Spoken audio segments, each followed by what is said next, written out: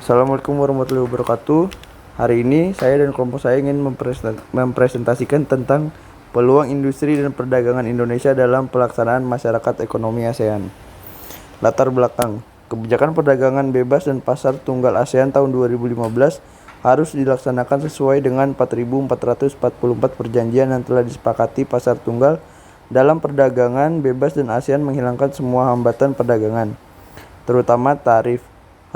Harapan terpenting yang harus kita penuhi adalah liberalisasi sektor jasa sebagai sektor yang sensitif. Kelima sektor tersebut adalah jasa medis, pariwisata, e-commerce, transportasi udara, dan logistik. Kelima hal ini dijadwalkan mulai berlaku pada tahun 2015. Oleh karena itu, kita akan membahas bagaimana penerapan pasar bebas AEC di Indonesia dan bagaimana harapan terpenting Indonesia terhadap penerapan WTO serta keberadaan UU Perindustrian dan Perdagangan. Dengan menggunakan metode penelitian normatif dan hukum, temuannya menunjukkan bahwa negara-negara di dunia yang terlibat langsung dalam perdagangan bebas maupun menjual baik barang maupun jasa ke negara lain tanpa dikenakan pajak atau bea masuk, menunjukkan bahwa Anda mempunyai hak untuk menjual dan peraturan yang membatasi. Tujuan: yang pertama, untuk mengetahui pengertian dan perkembangan teknologi dan kegiatan ekonomi. Yang kedua, untuk menjelaskan pasar bebas masyarakat ekonomi ASEAN atau MEA. Yang ketiga, untuk menjelaskan visi. Yang keempat, untuk mengetahui pengertian dari metode penelitian. Yang kelima, untuk mengetahui pengertian dari metode pendekatan. Lalu ada manfaatnya. Yang pertama, untuk memenuhi tugas besar pada mata kuliah pengenalan Big Data. Yang kedua, untuk menambah wawasan dan ilmu tentang peluang industri dan perdagangan Indonesia dalam pelaksanaan masyarakat ekonomi ASEAN. Pengertian perkembangan teknologi dan kegiatan ekonomi. Perkembangan dalam teknologi dan pola kegiatan ekonomi membuat masyarakat di dunia semakin saling bersentuhan, saling membutuhkan, saling menentukan nasib satu sama lain, tetapi juga saling bersaing. Hal ini terutama terlihat dalam kegiatan perdagangan dunia sebagai salah satu bidang utama dalam kegiatan ekonomi masyarakat di dunia, baik dalam bidang perdagangan barang atau trade in goods maupun dalam bidang perdagangan jasa atau trade in service. Karena dalam berinteraksi secara internasional satu sama lain dalam perdagangan dunia akan mengalami konflik dan perselisihan, maka negara-negara di dunia memerlukan suatu kesepakatan terhadap aturan main tertentu dalam suatu sistem perdagangan global.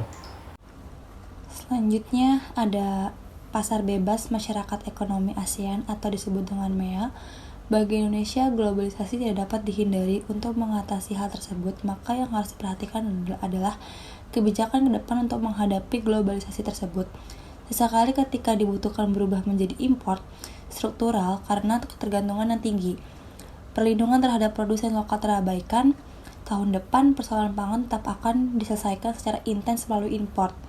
Liberalisasi tidak selamanya berdampak negatif, hanya saja Indonesia belum bisa mengambil manfaat sebesar-besarnya. Liberalisasi keuangan dinilai punya dampak positif terhadap pertumbuhan ekonomi internal negara berkembang secara bertahap dan dalam kondisi fundamental baik. Namun perlu kehati-hatian terhadap dana panas hot money yang gampang ditarik investor asing. Selanjutnya ada visi dari peluang industri dan perdagangan Indonesia dalam melaksanakan masyarakat ekonomi ASEAN. Yang pertama, untuk meningkatkan nilai tambah dan perluasan rantai nilai, proses produksi serta distribusi dari pengelolaan aset dan akses potensi DSA, geografis wilayah dan SDM, melalui penciptaan kegiatan ekonomi yang terintegrasi dan sinergis di dalam maupun antar kawasan pusat-pusat pertumbuhan ekonomi. Yang kedua, mendorong terwujudnya peningkatan efisiensi produksi dan pemasaran serta integrasi pasar domestik dalam rangka penguatan daya saing dan daya tahan perekonomian nasional. Yang ketiga, mendorong penguatan sistem inovasi nasional di sisi produksi, proses maupun pemasaran untuk penguatan daya saing global yang berkelanjutan menuju innovation atau driven ekonomi. Selanjutnya ada metode penelitian, yaitu penelitian ini merupakan suatu penelitian yuridis normatif. Sebagai suatu penelitian yuridis normatif, maka penelitian ini berbasis pada analisis terhadap norma hukum baik penelitian secara kritis melalui analisis yang bersifat kualitatif. Oleh karena yang ingin dikaji berada dalam ruang lingkup ilmu hukum, maka pendekatan normatif tersebut meliputi asas hukum, sinkronisasi peraturan perundang-undangan baik secara vertikal maupun horizontal, sistematik hukum, inventarisasi hukum positif termasuk usaha penemuan hukum in concreto. Selanjutnya di dalam suatu penelitian yuridis normatif, maka penggunaan pendekatan perundang-undangan atau statute approach adalah suatu hal yang pasti. Dikatakan pastinya karena secara logika hukum, penelitian hukum normatif ini didasarkan pada penelitian yang dilakukan terhadap bahan baku yang ada. Meskipun misalnya penelitian dilakukan karena melihat adanya kekosongan hukum, namun kekosongan hukum tersebut dapat diketahui karena sudah adanya norma-norma hukum yang mensyaratkan pengaturan lebih lanjut dalam hukum positif. Selanjutnya ada metode pendekatan. Metode ini yang dipergunakan dalam penelitian ini adalah metode deskriptif analitis dengan pendekatan utamanya yuridis normatif. Deskriptif analitis berarti menggambarkan dan melukiskan sesuatu yang menjadi objek sehingga kita tidak hanya sekedar menjadi pelengkap di rumah sendiri. Demikian halnya dengan adanya kesepakatan perdagangan di negara-negara ASEAN yang diterapkan pada tahun 2015 sebagaimana dalam pertemuan tingkat tinggi kerjasama ekonomi Asia Pasifik 2013 di Bali. Kesepakatan dalam pemimpin ekonomi ini semakin mengukuhkan kerjasama ekonomi berbasis neoliberal. Setelah perdagangan dan investasi kini bertambah lagi liberalisasi sektor jasa. Liberalisasi menjadi keniscayaan ketika suatu negara terikat perjanjian perdagangan bebas atau FTA. Indonesia termasuk di dalam perjanjian kerjasama antara ASEAN FTA atau AFTA, kerjasama AFTA Jepang, AFTA India, AFTA Cina, AFTA Korea, dan AFTA Australia Selandia Baru. Selanjutnya ada faktor-faktor. Yang ke-1, potensi pasar besar. Indonesia sebagai negara dengan jumlah penduduk terbesar di ASEAN memiliki potensi pasar yang besar. Ini memberikan peluang bagi perusahaan dalam negeri untuk meningkatkan ekspor dan mengakses pasar regional dengan lebih baik. Yang kedua, diversifikasi ekonomi. Dengan meningkatnya integrasi ekonomi di ASEAN, Indonesia memiliki peluang untuk mendiversifikasi sektor ekonominya. Hal ini dapat mengurangi ketergantungan pada sektor tertentu dan meningkatkan daya tahan ekonomi nasional. Yang ketiga, infrastruktur dan logistik. Peningkatan investasi dalam infrastruktur dan perbaikan sistem logistik dapat meningkatkan konektivitas Indonesia dengan negara-negara ASEAN lainnya.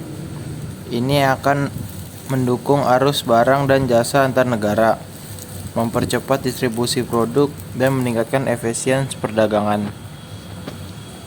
Yang keempat, ada keberlanjutan dan energi terbarukan. Dalam konteks keberlanjutan, peluang terbuka untuk pengembangan energi terbarukan dan teknologi ramah lingkungan. Hal ini sesuai dengan pergeseran tren global menuju ekonomi yang lebih berkelanjutan. Yang kelima, inovasi dan teknologi. Fokus pada inovasi dan teknologi dapat memberikan keunggulan kompetitif. Indonesia memiliki potensi untuk menjadi pusat inovasi di berbagai sektor, meningkatkan daya saing di pasar ASEAN. Yang keenam, ada kerjasama regional. Dengan MEA, kerjasama regional dapat ditingkatkan melalui pertukaran pengetahuan, teknologi, dan pengalaman antar negara ASEAN. Hal ini dapat memperkuat posisi Indonesia di pasar regional. Namun untuk meraih peluang ini, Indonesia juga perlu mengatasi beberapa tantangan seperti perbaikan regulasi, peningkatan kualitas sumber daya manusia, dan pembaruan infrastruktur. Selain itu, dinamika geopolitik dan perubahan kondisi global juga perlu diakomodasi dalam perencanaan strategis. Kesimpulannya, peluang industri dan perdagangan Indonesia dalam pelaksanaan masyarakat ekonomi ASEAN atau MEA mencakup potensi pertumbuhan ekonomi melalui integrasi pasar regional, kolaborasi bisnis lintas negara, dan peningkatan akses pasar. Namun, tantangan seperti persaingan ketat dan perluasan infrastruktur perlu diatasi untuk memaksimalkan manfaatnya. Selain itu, perluasan MEA juga membuka peluang bagi Indonesia untuk meningkatkan daya saing industri, diversifikasi produk, dan meningkatkan kualitas sumber daya manusia. Pentingnya adaptasi terhadap standar internasional dan regulasi bersama menjadi kunci untuk meraih manfaat optimal dan dari integrasi ekonomi ASEAN. Sekian dari kelompok kami, terima kasih.